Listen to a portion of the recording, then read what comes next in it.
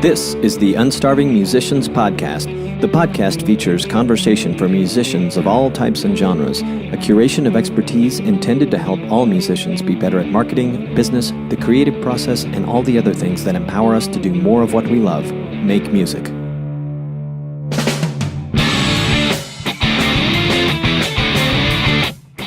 This episode is powered by the Unstarving Musician's Guide to Getting Paid Gigs, How to Get Booked and Paid What You're Worth Over and Over Again, written by Roberto R. Hernandez. That's me, yours truly. Learn more about the book at unstarvingmusician.com/book and on Amazon. Greetings, happy holidays, and welcome to another episode of the Unstarving Musicians Podcast. Have I told you how much I appreciate you? Well, I really do. Thank you for a great year. I am so looking forward to bringing you more interesting interviews in the year ahead. My guest in this episode is Chicago bluesman gone West Coast, Rockin Johnny Burgin. Johnny did much of his blues education in the West Side Chicago blues scene, performing in the area's black clubs when he was in his early 20s.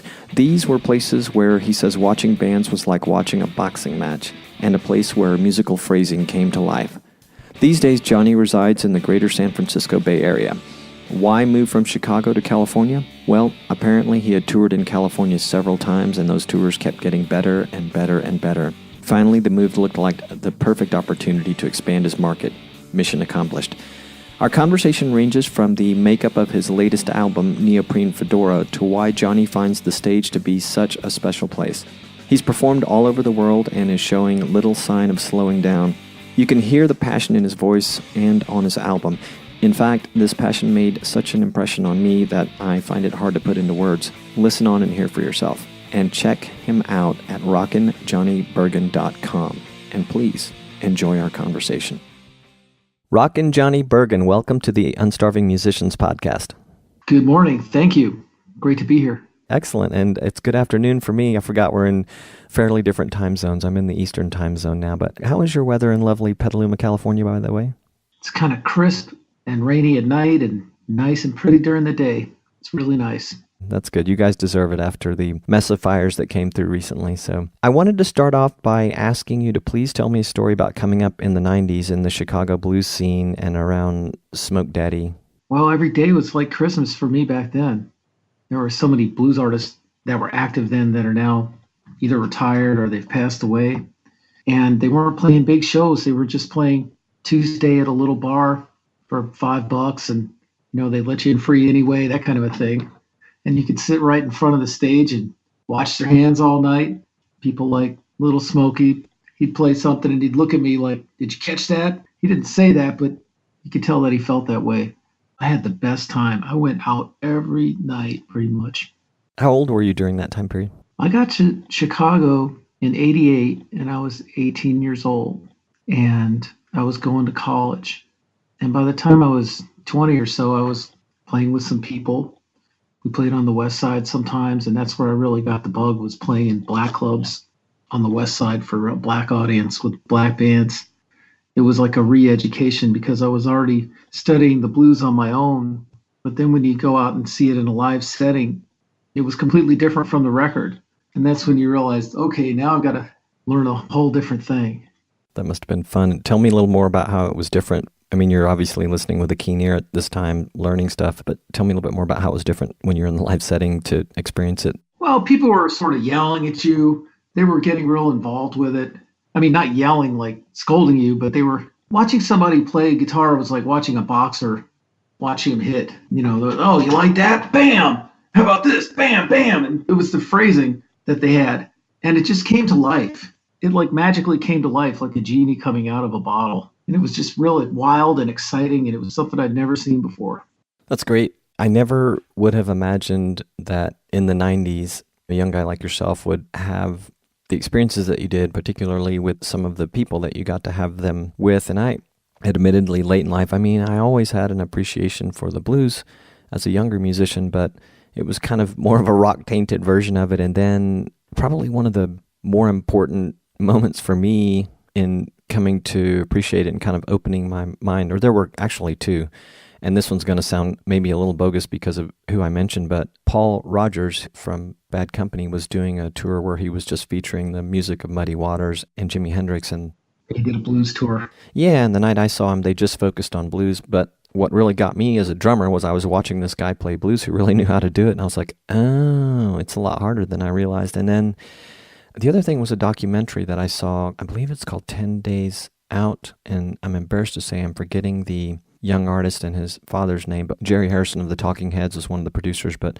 Pine Top Perkins and B.B. King and a lot of other people, not all of whom are with us, were featured in there, and that really opened my eyes a lot. And then being around San Jose, I don't know if you knew this, but I spent 17 years in the South San Francisco Bay Area in San Jose, and so as you know, there's quite a blues scene around there. There's a good blues scene here. Yeah, pretty amazing. Not 2 hours north of there, but I'm down in the South Bay all the time, and people really care about it there. You hang with a lot of those guys, and in fact, Aki Kumar, I believe he actually pointed me in your direction, but you guys just got back from a nifty tour in Chile, right? We did. We went to Chile, and earlier this year we went to Russia. We went to the UK, Sweden, and we played a big festival in France.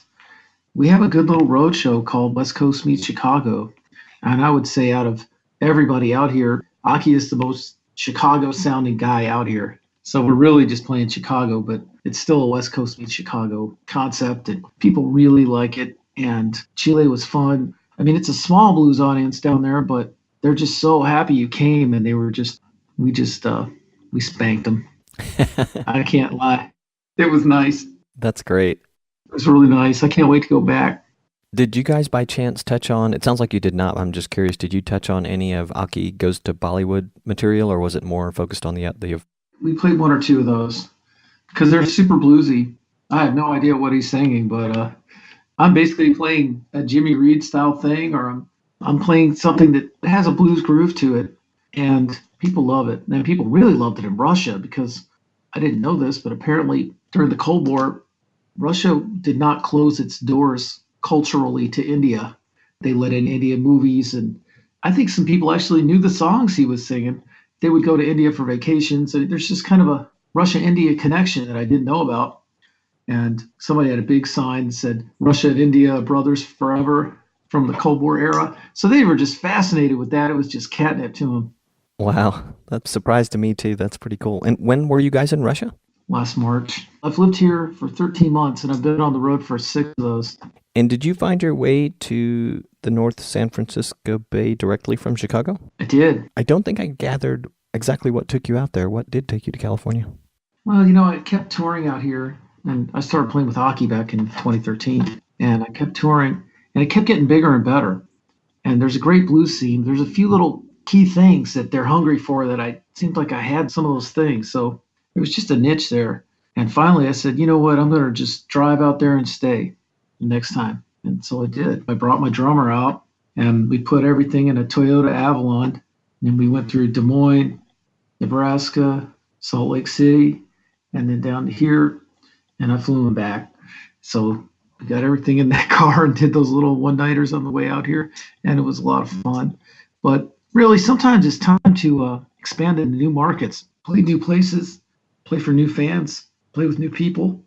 That's what my new CD is all about, Neoprene Fedora. Yeah, that's so cool. And speaking of Neoprene Fedora, before we started recording, I mentioned to you I grabbed 3 tunes off of there, the title track, Guitar King, and Teddy Bear. They all sound fantastic. Why don't we segue into that and tell us how it came together, and if you can, a little bit about the musicians that are on it and how that all came about. Sure. This is just, I wanted to use all the colors of all the people here. There's a lot of great musicians out here that have a real distinctive style, distinctive identity, and I wanted to use some of the best of those folks. So there's 16 musicians on the CD, or 12, I think, and every song has a different lineup, a different setup. And the whole recording has a lot of color. I did some Zydeco's on there. The title track is kind of a suite of songs where I did the surf thing, and then it goes into a burlesque thing, and then it goes into like a Zydeco rock and roll thing, and then back to the surf thing. I just wanted to use all the different colors. Like Bob Welch has a great rock and roll style. He plays on Neoprene Fedora. Kid Andersen did this really trippy, wild guitar. I wanted to get that. Me and Aki's synergy with him on the chromatic for that Guitar King. Teddy Bear has a good sound to it. So I tried a lot of different stuff. I mean, this is my 7th CD, and this one is kind of like my own white album. And in terms of the eclecticism, For blues, it's eclectic. Blues is a conservative style of music, and people, when they listen to it, they want those payoffs in there, or they're not satisfied. I can't leave the blues audience alone because it's their loyalty that's been sustaining me all this time. But I also want to do some different stuff. Well, that sounds like a great way to do it. And was there any one in the Bay Area that was kind of the focal point, the connector, if you will, to getting you literally connected with all the musicians or most of the ones that ended up on the album? Yeah, it was Aki and it was Kid Andersen. Kid has been so helpful to me. Like every time I'd come out here, I'd just go to Greaseland and he'd say, take an amp, because I'd be flying out here. I didn't have an amp, and he had a wall of amplifiers, about 40 or 50 amps. It was just a big old teddy bear of a guy and a great engineer. And then Aki is really the guy who did it, because, I quit music for about 8 or 9 years because I was working and my daughter had come along and I was working a regular job. And when I came back, I sort of had to build it back up brick by brick. So I started with, this is going to answer your question, Roberto. I started with just working around Chicago and working in all the collar counties of Chicago and building up an audience in the south suburbs and the west suburbs and kind of being like the best local band you can be, And then I kept pushing it out. And finally I'm like, I've got nothing going on in the San Francisco Bay at all. And I just started watching some bands on YouTube, and I saw this guy Aki, and I'm like, this guy's kind of got it together, and he's got a good Chicago tone on his harmonica, and he's presenting himself well. He looks like he's got his act together. I friended him and wrote him on Facebook, and Aki goes around to Rick Estrin, who's with Rick Estrin and the Nightcats, and Rusty Zinn, a great guitarist out here, one of my favorites. I said, who is this guy Rockin Johnny, And they're like, Rockin Johnny? He wants to come out here? Get his butt out here. So that was for me because they knew me, because Aki's in a younger generation than me. But he just, like when he started looking around at blues, I was on my hiatus. So he got me out here. And he was like best buddies with Kid. He's like, you got to record at Greaseland. So I tried it, and I went in there. I did my previous CD, Greetings from Greaseland. I did that in 5 hours, which is a personal best. That's pretty amazing. How many tracks was that? 10. Wow, that's amazing. Which is next song. Maybe it was 11. I don't know. And I just gotten back from this tour of Japan, so I was really pumped up. And a lot of making good music is just managing yourself psychologically. That's great. I haven't heard anybody say that yet, or in those words. That's great. I knew I was setting myself up for a really good session because I had just done this tour and it was even better than I thought. I knew it would be a nice tour. That's the kind of thing that makes you feel good, is when you go to a new place and really show them what you're all about and people really like it and you sell a lot of CDs and you make money. I mean, that's going to make most musicians I know pretty happy. That makes me really happy. So then when you walk into the studio under those circumstances, it's amazing what you can get accomplished. Sure, that makes sense. Makes perfect sense. Timing is everything, as they say. Yeah. Are you the lead vocalist on Neoprene Fedora, by the way, for the most part? Yes, I am. I did have some guests because I wanted to employ their sounds. Aki did a couple. Alabama Mike is a fine singer who's getting out there a lot in recent years. And he has one of my songs is such a soul song. And it was kind of a bittersweet song about leaving Chicago. And, I'm a good singer, but nobody can sing everything. You got to find the right. It's like a coat. It's going to look great on somebody, but maybe not you. So Alabama Mike had to sing that. It had his name on it. And who else sang? That's it for singers. Other than that, it was me. That's great. And you didn't, throughout your 7 CDs, you weren't always singing everything like you're capable of today. Is that right? Yeah. Well, my first CD, I just wasn't ready. It's a good CD. This was on Delmark back in Chicago. Did you sing on it? I sang a few songs, and it was unanimously, the critics didn't just like it. I mean, they unanimously hated it. So what? Some critics don't like you. It's not a big deal. I mean, my singing, it was no good until I hit 40. I had to get divorced. I had to get fired. I had to go through I had to go through the ringer of normal, regular life when it doesn't work out. And I had to go through all that. And then my body just had to become 40 years old for me to sing. And then I came back, and I was always just singing because somebody had to do it. I was always handling the bookings because somebody had to do it. I was always kind of taking one for the team and pushing it forward and kind of being the leader because nobody else wanted to do it. So that meant I had to stand there and sing, even though my singing was terrible. Everything else about the band was popping, and we were at the right place at the right time, and that's how I got to be on Delmark in a nutshell. But I was no blues singer, man. I can see where you hit a certain point in life, certain things that happen, you hit a certain age, and your body's helping you out, your natural voice. And obviously, practice, the hours of putting it in. Did you ever do anything formally between the time that you felt like you weren't really a great singer and getting to where you are today? Well, very recently, I took some lessons from Kid Andersen's wife. Oh, yeah. Lisa, she's a wonderful singer. She's a real pro. I've been trying to get her on the show. I think she would be a great addition. She is a charming and very accomplished person. She helped me. All she did was teach me some warm-ups. So when I'm driving to the gig, I just sing my vocal warm-ups. And it made such a big difference. It's so simple, but it made a big difference.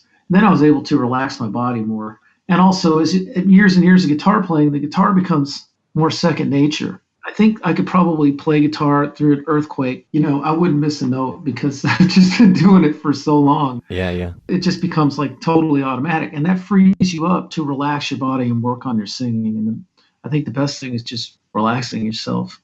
I wanted to ask you, you mentioned it already, but about the long break that you took from playing, and you even mentioned a little bit of what was going on and what you were doing, but I think I wanted to know what was the hardest part of doing that, because I've had, for different reasons, have taken some time off, not quite that long, but have taken some time off, and it's always been really hard for me to get back into playing and performing, and I wanted to know what it was like for you to go from not playing that long and then coming back. It was nice to be at home and play with my daughter.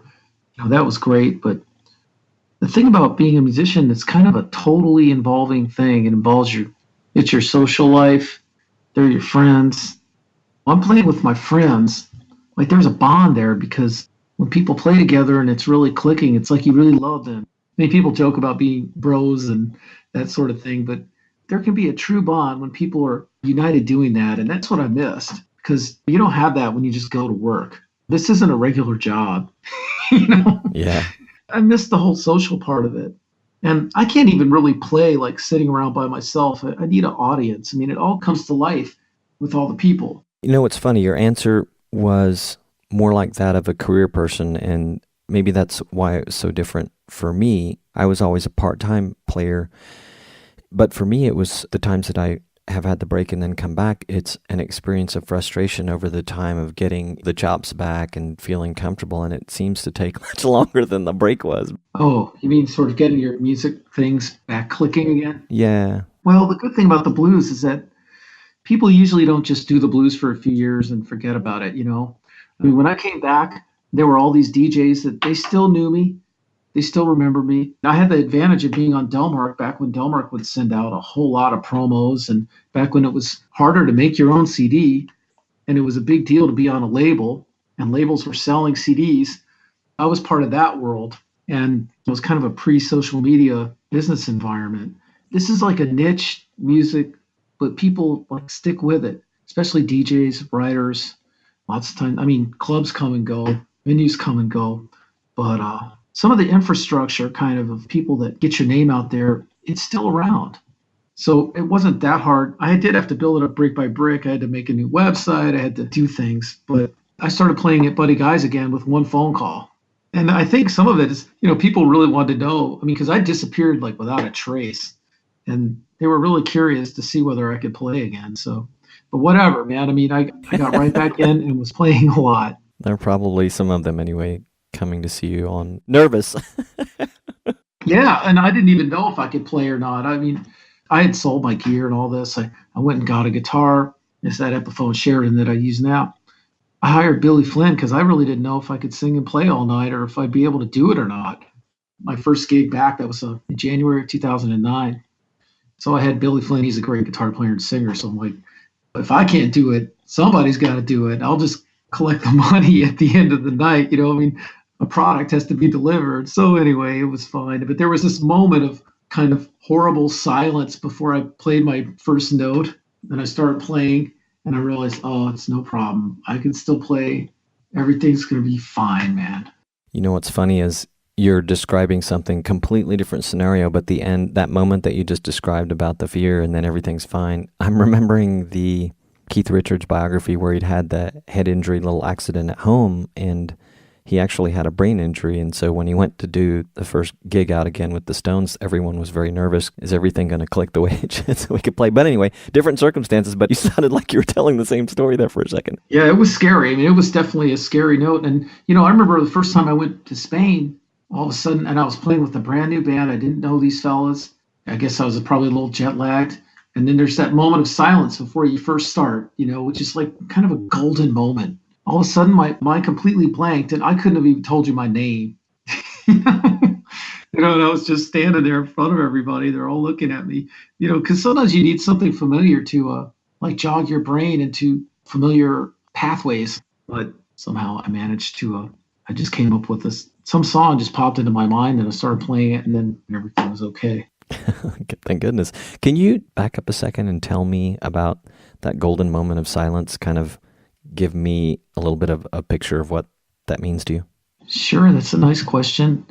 My dad was an actor, and I'm really grateful for that. I spent summers with him, and he really believed in the discipline of the theater. And I saw the stage as a special place where something special can happen, and did happen. But it took like work and concentration and teamwork and camaraderie, the stuff that I was missing so much when I quit. And so there's kind of a moment before you start playing when anything can happen and you're open to like any idea, and you don't have to do the same. I never like to do really the same show that much. I'm pretty spontaneous, and I never play the same guitar solos. I'm kind of living on the edge a little bit on stage. And I love that. There's this moment where like all the possibilities are sort of right there in front of you, and everyone is gathered together, and people are sort of doing an ancient thing. I mean, theater is the oldest art form, and music is a primal old art form. And when people gather together to hear music and there's this silence, then the rest of the world and the rest of the day-to-day cares don't exist anymore for anyone. That's the goal, and everyone is free of it. And then we're just like human beings together. I love that. That's what keeps me going. Yeah, I understand it. That's why, musicians shouldn't have their cell phones on stage. You don't want an intrusion and that's why musicians shouldn't look like their wife just sent them to Costco, because the stage is a special place, and it should be treated as such. And when you walk on stage, you got to forget about that other stuff. That's like the biggest demand of being a musician. Then you're really giving and sharing something. Yeah. Absolutely. So perfect time for me to ask this, because I was trying to figure out how it was not going to be too random, but I love the fact that not all of my guests have a great selection of photos that I can even ask if it's okay to use. And you do. And I'm curious to ask you, has photography been one of the elements that's important to you to put together your total package, or has it been a little bit of you've been fortunate to be important to photographers and that has helped too? I guess there's always been people who wanted to shoot me. So when I first went to Europe, I was on the cover of this magazine, Rolling and Tumbling. I don't know, but it's a tough marketplace out there now because everyone has a CD, everyone has a recording, everyone has a band, everyone's doing it. For a lot of buyers, they just see all this stuff and there's no way to like differentiate yourself. And coming out to California, I think people here are just pretty professionally minded and they're good at marketing themselves. And moving across the country is a good way to start adopting all kinds of best practices and new practices. And it's a good way to step up your game. Maybe you were leading by example too. I think I was following their good examples. That's great. So it sounds like your relationship with Delmark, established some time ago, was largely that they loved you. You're obviously a really nice guy and talented, so the relationship was easy to get going. Can you talk a little bit about, because you also mentioned back then labels did these kind of things, can you talk about how the work relationship has changed over the years, because it is a completely different business than when you first started with them? No one really needs a label that much anymore. If you've got Billy Branch and John Primer, these are guys kind of at the top of the blues field in terms of seniority. Their experience, what they've done. And when you look at the field, there's no one really equaling them. If they're putting out their own CDs, what does that tell you? Nobody's really buying stuff. They can't sell enough CDs to make their payrolls and pay for their promotions and pay what they used to pay for artists and all of that. So now you kind of got to do it on your own, or you don't have to do it on your own. It's still good to have a label, because if there's 20 guys and only 40 of them have a label, they're still going to spend some money on advertising, and there's kind of an advantage there. But All right, I made 3 Delmarks under my own name and many, many, many as a sideman. So I'll always be a Delmark recording artist. Now I'm free to make a higher profit margin by making my own CD. Yeah. Speaking of which, I saw that you are using CD Baby. I just recently I follow, because of the nature of the podcast, I follow some educational Facebook groups. And just in the last week, a guy had asked about the different channels or publishers for helping you get your music onto the different digital services. And I'm sure, in the conversation, a physical product came up, and CD Baby, of course, is one of many mentioned. Can you talk about, kind of for my edification there, I know some things about them and have used them with some other artists I've worked with, but what are the things that you like or dislike about it, or what can you share about your experience with them? It's a big convenience because if someone buys your CD from Australia and you're touring and you're driving from Omaha to Salt Lake City, then you don't have to stop at some post office and mail them their CD. So they provide a good service.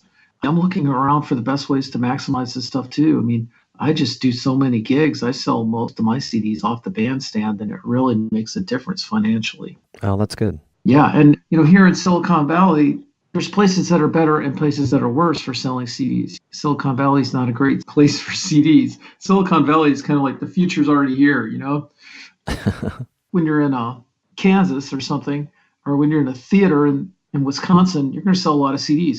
And the main thing is when it comes to merchandising, it's just the more cover people pay, the happier they are to buy your merchandise. Oh, that's interesting.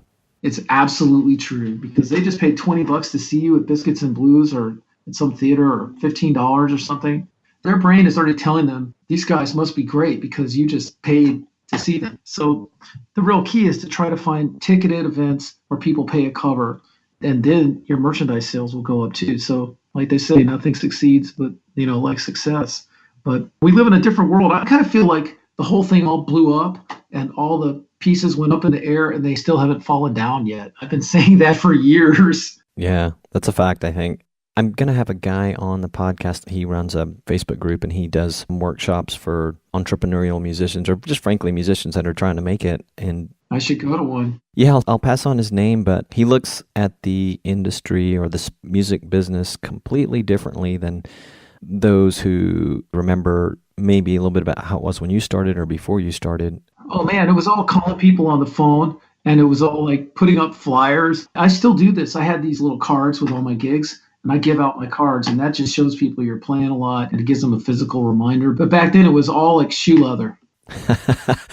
I'll put in the show notes his Facebook group there and his name, and unfortunately we have to reschedule our interview because of a scheduled power outage in my area. But anyway, we'll see what happens. But yeah, I'd be curious to know what your feedback is when you just have a peek maybe into the group and learn what he's doing, given that you're working in an evolving business, and kind of curious what people might know that you would benefit from. So yeah, and the other thing is, I have to say, I really appreciate the focus of your show, that it's kind of on today's business practices as a musician. I can tell you what I do. That's about it. But I do manage to get by. But it's interesting to see how people are doing it, because every artist is a little bit different, and there's so many ways to approach this. Some of the artists I've had on are pretty darn young, so they're born into the social media world and the ways of figuring out what to do now. But surprisingly, I had one of these gals who's in Nashville. She's a singer-songwriter in the country scene, and she surprised me by saying that despite all the discouragement to do so, she makes physical CDs, takes them to the shows, and sells a lot of them. Well, people want to buy something that they can hold, and what they want to do is like spend like 2 seconds with you and tell you like, hey man, I really liked your show. And that's a transaction. So they should pay for that by buying a CD. And maybe they shouldn't, but that might sound kind of entitled, but it's kind of a means for people to do that, even if they don't even have a CD player because they have a new car or something. They'll buy something. I'm remembering a time that I was living in Dallas, Fort Worth, and I went to see Doyle Bramall Sr. play in a small place, and I was really into what he was doing at the time, and I walked up, I bought a CD, and he signed it and talked to me for a few minutes, and it's just like, you never forget that as a fan. Right, and I enjoy doing that for people because the blues fans are loyal. They really care. The same fans were there after I left for 9 years. I mean, do you think that would happen if I was playing pop music or rap or something? I don't know. Maybe I'm hating on them. I'm not trying to, but I mean, I just are loyal. They really appreciate those personal interactions. And so do I. I mean, I got to play with Lazy Lester. I mean, I was just thrilled to meet him. Yeah. much to play with him. I mean, I'm a fan as well. Yeah, and to answer the question, who knows about if you were playing some other genre, but certainly the relationships that you built with your audiences and the product that you were putting out, the memory you sort of left helped a lot. Yeah, it's a long-term thing, and it's all built on relationships. Yeah, no doubt. I gathered that you did some touring with Pinetop Perkins. Is that accurate? I did. Yeah. Can you share a story about that? And I ask because he was someone I didn't really know much about until I had seen the aforementioned documentary, and he's an interesting guy to see and talented. But yeah, can you share a story? I mean, I remember some great conversations in the van, but I don't know that they bear repeating in this form. Dave Myers was there. He was the bassist for Little Walter. He was one of the first electric bassists in Chicago when the bass came out. And before that, he played at all Little Walter stuff and the old Ginger Wells stuff. It was Dave and Louis Myers. And some of the conversations they had were fantastic because they were both known each other for 40, 50 years. But Pine Top, it was just fun. I mean, yeah, he didn't say that much, and he just went out and played. But he still loved to play. He was in his 70s then, and I was in my early 20s. He loved to play. He was packing the place and getting paid well, or I think he was happy about it. And it was a great experience for me. I can't imagine. That must have been great. The Chicago Blues Festival, you were a mainstay there for a while, yes? Maybe still are? Well, I've played there many, many times. I played there 3 times last summer. Wow. All as a sideman. I played with Eddie Taylor Jr., I played with Mary Lane, who's a great blues singer, and I played with Tail Dragger. But these are all relationships that I've had since my 20s. So it's just maintaining good relationships. And eventually they come in handy. I started as a sideman. I didn't just walk in and announce to the world, like, here I am, Rockin Johnny, get out of my way now. It wasn't like that. I mean, it was very slowly and gradually, and I was playing in other people's bands, and I was helping people. When you play for somebody else, I mean, your job is just to make them look good, make them sound good. So I learned how to do all that, and I still do it. And now years later, I mean, back when I was playing with Tail Dragger, that was like the worst gig in town. Well, I mean, because it was a very long gig, and some people thought was a dangerous neighborhood for very little money, and I was thrilled to do it. And Tail Dragger, he was just one of many blues singers back then, and now he's like one of the best guys out there. And, you know, he's such a great showman. It used to be kind of common. There were a lot of great singers running around, and things changed a lot in 20 years. Yeah, definitely. Well, you answered my question. It was really about, like, how did you find yourself in the festival circuit there? But it sounds like it's just the classic answer still works today, relationships, and I'm happy to hear that. Yeah, and really the only way to break into the Chicago scene if you're a young player, is you've really got to play with someone who's more established and just go play the clubs that way, like whether it was Jimmy Burns and various people I played with, Sam Lay, great blues drummer. You've got to go in with these guys, and then that's like a big public vote of confidence, and then after a few years, maybe you can do your own thing there. So it's slow and gradual, and I think it is harder for younger people now because there's less options, but you can still do it. I'm happy to hear you say that. So for me, I've written and argued that subbing with the right people just really opens up a lot of doors. And you kind of came in through a different door talking about the same thing, the relationships and playing with established people and kind of get your name around. And it's nice to hear, because I'm a drummer, and so I'm always looking for ways to connect it to convince the guitar player, the guitarist, singer, the songwriter of the same thing. But I think you just did it for me, so that's fantastic. Thank you again for coming on the show, and you were kind enough to suggest that we feature one of your tunes from Neoprene Fedora. So yeah, I went out and grabbed the title track, Guitar King, and Teddy Bear at your recommendation, and I know before we started recording I asked you, and don't feel any pressure, I think they're all really nice, and I'm going to listen to them again, but after having a little bit of conversation, do you want to recommend that I close the show with any one of those specifically? Gee, I guess Guitar King. That's got that Chicago sound. That's the one I'm going to go with. Neoprene Fedora is a great one, but it confuses people because it's basically a surf song that goes in all these different directions, and I'm really proud of it, but it's not like representative of the majority of what I do.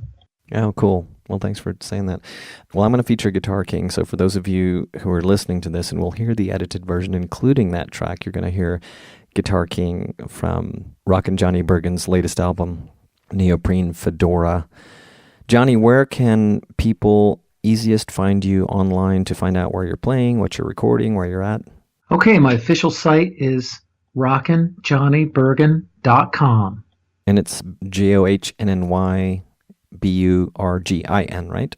Correct. Cool. And it's all going to be in the show notes for those of you that go there looking for this stuff after the fact. Johnny, it's been wonderful talking with you. I'm pretty sure I've seen you play before, possibly with a drummer named George Brandau, and I don't know if that has ever happened, but I'm trying to remember where. But at any rate, I hope to see you play live again sometime soon, perhaps when I'm visiting the Bay Area, or who knows, you're all over the place, so hopefully that'll happen soon. I think I should come to Panama. I think you should too. I threw Aki's name at one of the talent recruiters. I'll give you a little secret here, and for those of you listening, I learned recently that the person who does, I cannot remember her last name right now, but I can get that to you. But a lot of the players that come from there are from the legendary Blues Cruise. So for what that's worth knowing, that would be good. But I'm definitely going to throw your name out to them. I think you would be a wonderful addition to the Boquete Jazz and Blues Festival in Panama. And yeah, man, I hope to see you real soon. So thanks again for coming on the show. Roberto, you're a hero. Thank you. Thank you very much.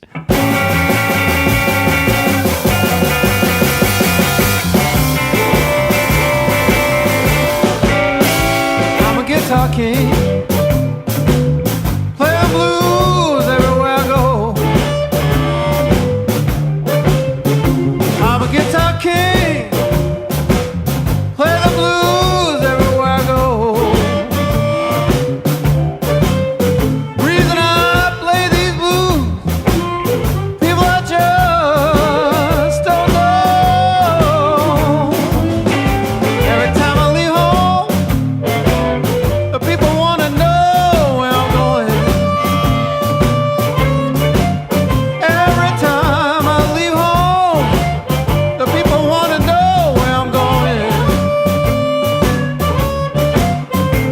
I'm walking and talking with Mr. Blue.